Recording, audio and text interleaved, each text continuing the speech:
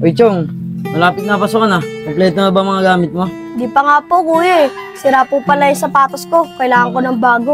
Ah, ganun ba? Sige, bibili na lang kita. Basta ayusin mo lang yung pag-aaral mo. Opo, kuya. Salamat po.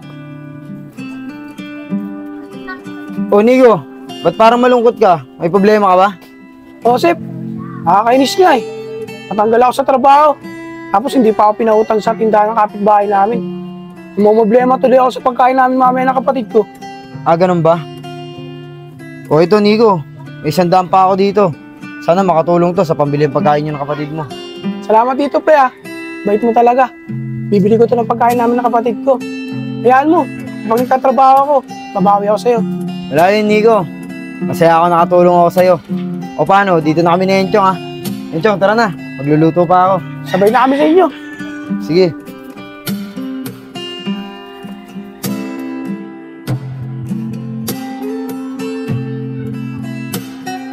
O, Nico. Ba't malungkot ka na naman? May problema ka na naman ba? Oo, pre. Di kasi ako natanggap sa pinag-applyan ko kanina. Siya nga pala, pre.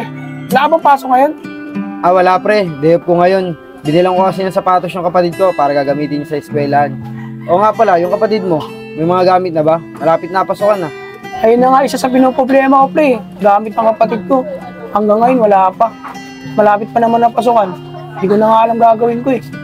Nako, problema nga yan pre. Next week na yung pasukan. Wala pang gamit yung kapatid mo. Eh di ba sabi mo nag-a-apply ka? Kung gusto mo, subukan mo mag-apply din sa pinsan ko. Sigurado ako matatanggap ka dun. Yun na nga, pre. Wala akong pera pang apply. Pagkain nga namin ng kapatid ko, hindi ko alam kung saan kukunin. O ito, kunin mo na to. Sana makatulong sa'yo. Gamitin mo pang-apply. Tapos pag may sumobra, bilhin mo na rin ang gamit ng kapatid mo. Pre, salamat dito ah. Marami kang naitulong sa akin. Yaan mo, bibili ko ito ng gamit ng kapatid ko. Wala yun. Di ba sabi ko naman sa'yo, masaya ako nakakatulong ako. Sige na, Nico. Bili mo na ng gamit yung kapatid mo. Sige, pre. Diyan ka na. Maraming salamat dito ah. Sige. Sigurado ako, matutuwa ang kapatid ko.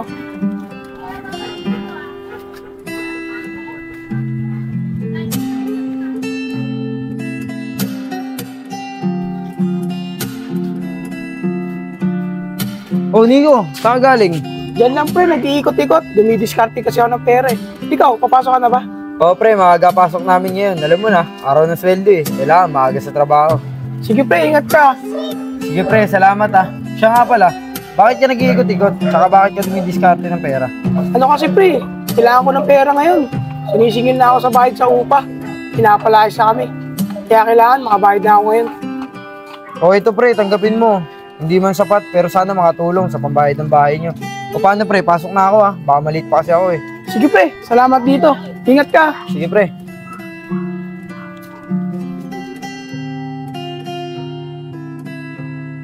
Uy, Nico. Kamusta? Ganda na suot mo ah. Saan pupunta? Ah, ito ba, pre? Papasok ako, pre. Magandang trabaho kasi pinasukan ko eh. Ayos pala pre, kaya pala big time ka na. Magandang trabaho pala na pasukan mo. Sigurado ko, malaki sweldo mo, ano? Oo, pre. Malaki talaga sa ako doon. Kaya nga nakakaipon na ako pambili ng motor ko eh. Ayos pala pre. So paano, dito na ako pre. Sige, pre. Dito na ako. Ingat.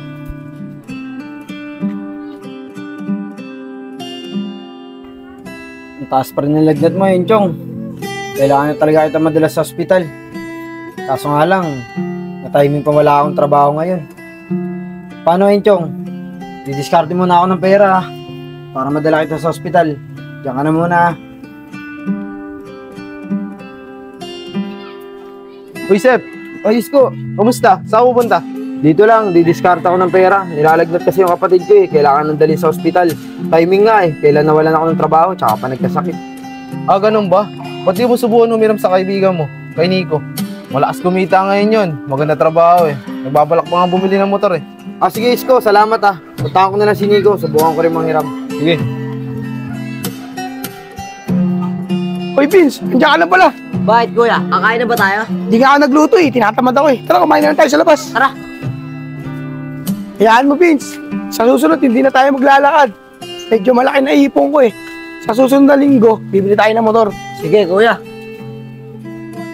Uy, Nico. Oy, pre, ikaw pala. Pupuntahan sana kita sa inyo. Manghihiram sana ako sa inyo ng pera. May sakit kasi yung kapatid ko eh. Kailangan ko na dalhin sa ospital. Pero huwag kang mag-alala, babayaran naman kita eh. Ay, naku, pre. Pasensya ka na. Di kita mapapautang. May pinaglalaanan kasi yung pera ko eh.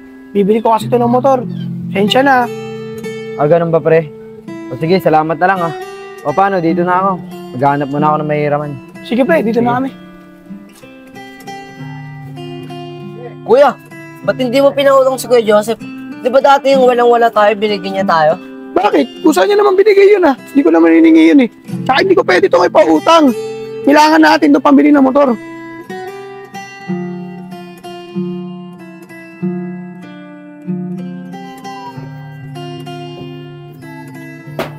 Isko? Isko? Saglit. Sino ba yan?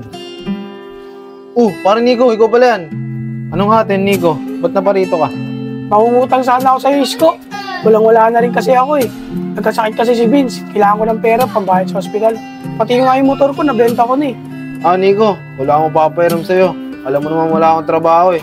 Pasensya na talaga.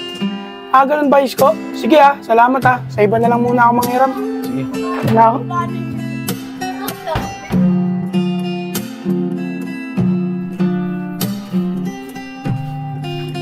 Uy, Chef! Kamusta na kayo? Buti magaling na to si Enchong. Oo, Isko. Magaling na si Enchong. Aalis nga kami ngayon mamimili kami ng grocery. Medyo nakaluwag-luwag na kasi kami. Nakabalik na kasi uli ako sa trabaho. Mabuti naman ako ganun, Joseph. Naawa ko kay Nico. Yung kapatid niya naman na may sakit. Nangangailangan nga siya ng pera eh. Pati nga yung motor niya ibenta niya Kasi yung kapatid niya, hanggang ngayon nasa ospital pa rin. Saan nga humihiram ng pera eh.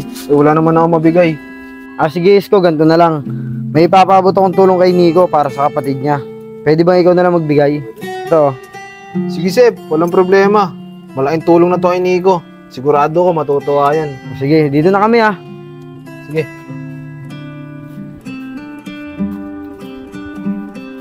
Uy, Nico! O Isko, bakit? Buti na, ita-ita. Pupunta sana ako sa inyo eh.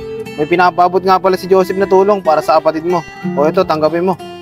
Ganun ba Isko? Maraming salamat dito Sige na, Nico. Dito na ako. May pupuntahan pa kasi ako eh. Dinaan ko lang sa iyo yung pera. Salamat